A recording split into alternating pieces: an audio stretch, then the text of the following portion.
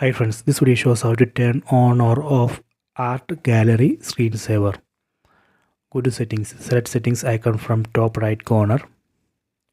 Go to system, go to ambient screensaver. Go to settings. Here you can see channels. So here you can see art gallery, select it. And these are the categories. So from this list you can select some categories.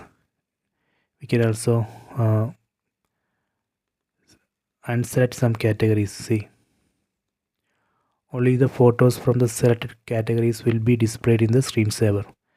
So this way we can enable art gallery screensaver.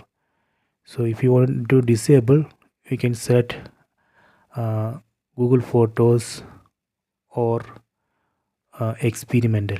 So that way we can disable art gallery screensaver. So please try this. I hope you have enjoyed this video. Please subscribe this channel. Please like and share the video.